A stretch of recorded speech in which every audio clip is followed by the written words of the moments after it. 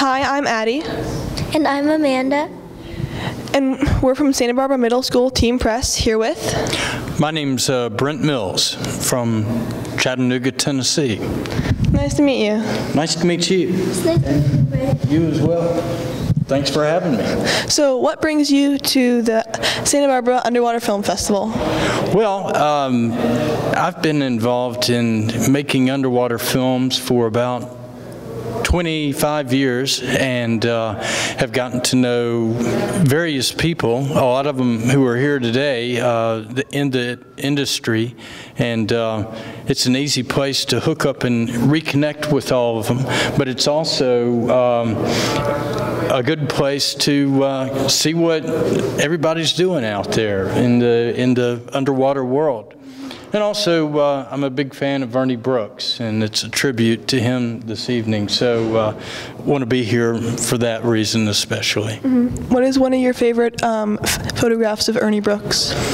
Well, there are two that are some of his better ones. There's one of a sea lion staring out from underneath, it looks like a kelp bed, and it's just staring back up at you directly. And it's not a close-up of the animal, it's actually kind of further off, but it's a very haunting photo and how its eyes are looking at you. And the other one that I like a lot is one of a blue shark, and that one's up very close, and you get to see the animal, you know, from the head forward, and I like those photos quite a bit. Cool. Nice. So, what is one of your first underwater memories?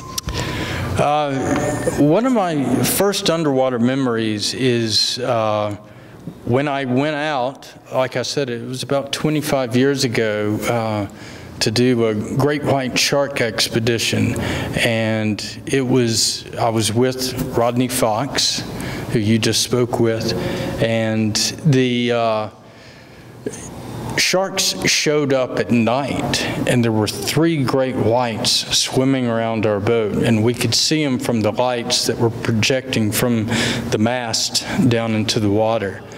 And I was horrified. I had never been swimming with great whites before, and there were 3 big ones circling around the boat, and I said to myself, my mother was right. I shouldn't be doing this. But the next day, even though I was very nervous, I got into the water and got to see them, you know, up close from a cage, and then got back out of the cage successfully. And it was one of the most thrilling moments of my life, and I've been intrigued by him ever since. It's a great answer.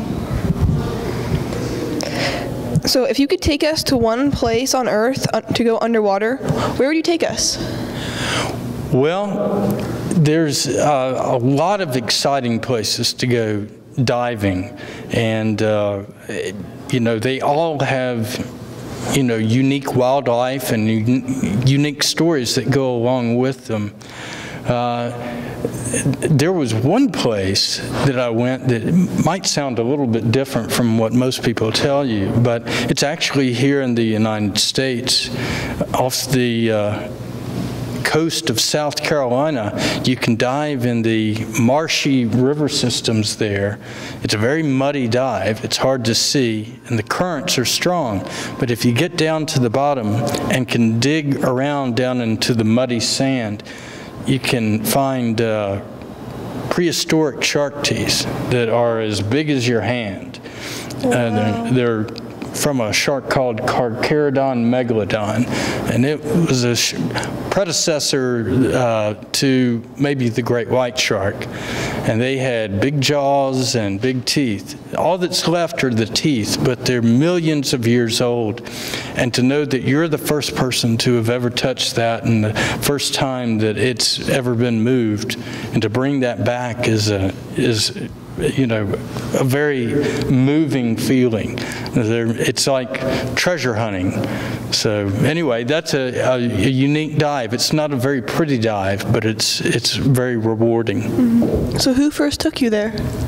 Well, I actually went with Rodney Fox and a guy that he had met that lives in South Carolina, and that's all this guy did was dive for shark teeth. He was a fossil collector and an archaeologist, and so he took us out there, and he warned us, you know, said, don't worry about it if you see an alligator in the water. Just, you know, give him a shot in the mouth, and he'll probably veer away. Or you can just dive down deep, and they can't bite you when they're down deep.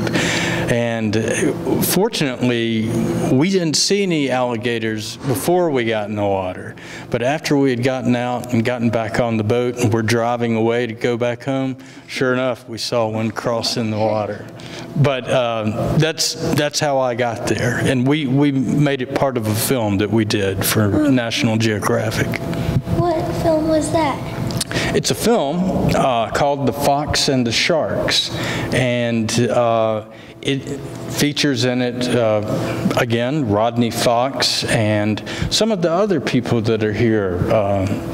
A guy named Stan Waterman and Valerie Taylor and Rodney's wife, Kay Fox, and it's about his attack, but it's also about his evolution from being a shark attack victim and survivor to growing to learn and understand the sharks and wanting to help give them protection, you know, from people misunderstanding about them. Nice. So, Louis Sahoyas, director of the Cove, says films are weapons of mass construction. How do you think films can help preserve waters on Earth? Well, a lot of the education that I grew up with came from television movies about the underwater world. I remember watching Jacques Cousteau's Underwater World on television. It was a weekly show that came on.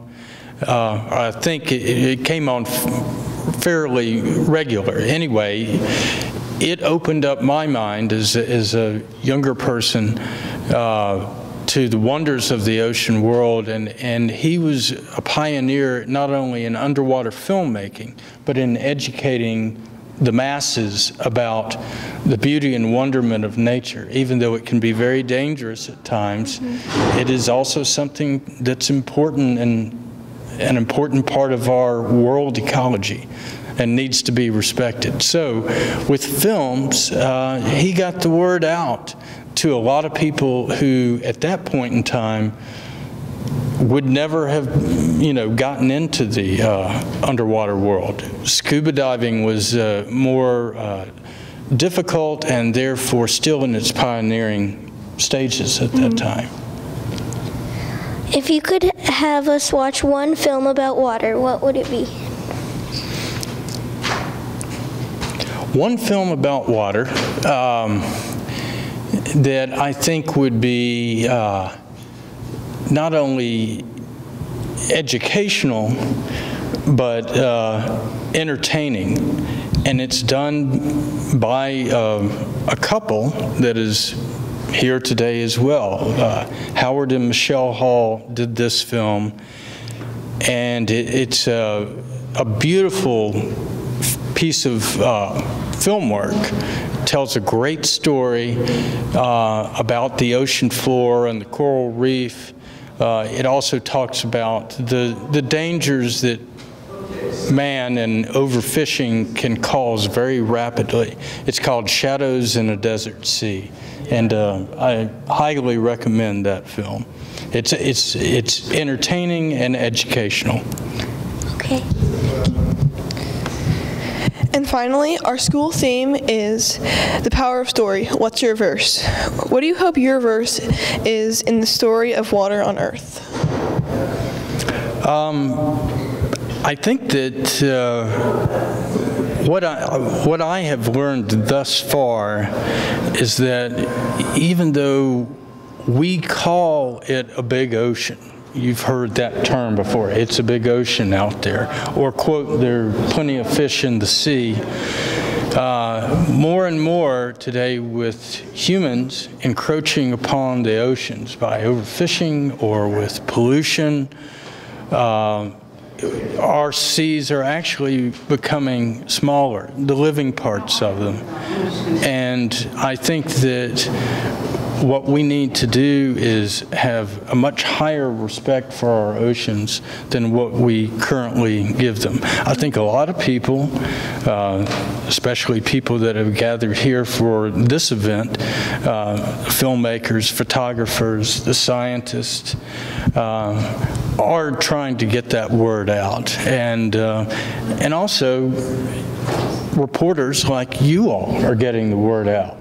And I'm very honored that you all asked. So I'm glad that a new generation of people are getting that story out, and that's what you all are doing. So thank you.